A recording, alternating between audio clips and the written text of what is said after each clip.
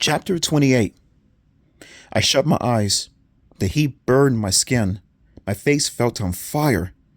I tried to breathe, but the air burned my nostrils, burned my throat. The oven rumbled loudly. A wave of heat knocked me to my knees. Can't breathe. Too hot. Behind me, I heard a cry. Mr. Pinker? The tray shook beneath me. I struggled to keep my balance as the tray began to move again, out of the blinding heat of the oven, into the cool air. The tray swung high, then it landed gently back on the white kitchen counter. I wiped sweat off my face with both hands. I brushed back my soaking wet hair. And when I could finally see again, I gazed up at Mr. Pinker staring at me. His eyes bulged and his mouth was wide open. He gaped at me through his owlish glasses. "Stephen, is it you?" he murmured. I... My mouth felt burning hot, so dry I couldn't speak. "Water!" I gasped. He filled a glass with water from the kitchen sink, but the glass was too big for me. He shook his head, thinking hard. Then he returned with a tiny plastic measuring spoon filled with water. He held it for me, and I lapped it up the cool liquid like a dog. When I finished, he set the plastic spoon down and brought his face close to me. "Stephen, how did this happen to you?" "You know how!" I screamed. "Your cookies!" "Excuse me?" He scratched his fringe of hair. "My cookies? What about my cookies?"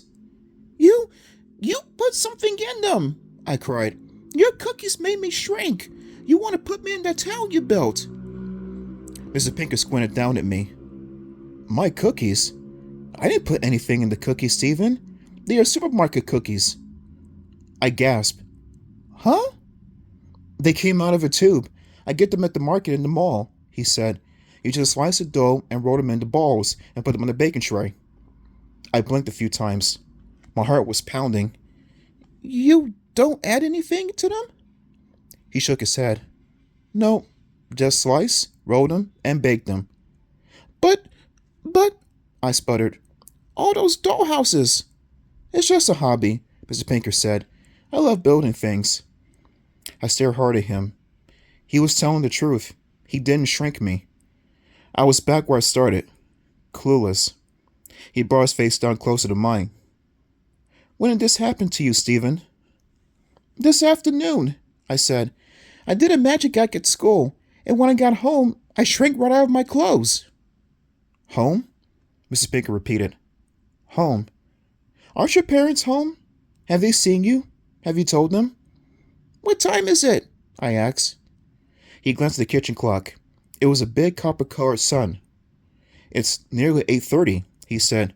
"They must be home by now." I nodded. "Yes, probably." "They must be worried about you," Mr. Pinker said. "They'll worry even more when they see me," I replied. I'm so sorry," Mr. Pinker said. "I've never seen anything like this, except in movies, of course." He pulled out a cell phone. "What's your home number?" I told it to him. He tried it. "No answer," he said. Next we tried their cell numbers. No answer. "I'll take you home," he said. "We'll wait for them." He picked me up around the waist and carried me out to his car. He set me down in the passenger seat. "The seatbelt is too big," he said. "Just hold on to the door handle." I had to reach up to grab the handle. Mr. Pinker drove to my house very slowly, even though there were no other cars on the street. He kept asking me if I was okay. How could I answer that question? I knew maybe I'd never be okay again. He pulled the car up our driveway, then he carried me to the front door. He stopped when he saw the two men sitting on the front stoop. They were both young and dark-haired and had solemn expressions. They both wore white lab coats over white pants. They had small badges pinned to their chests. They jumped up when we came close. One of them reached for me. "We've been waiting for you," he said.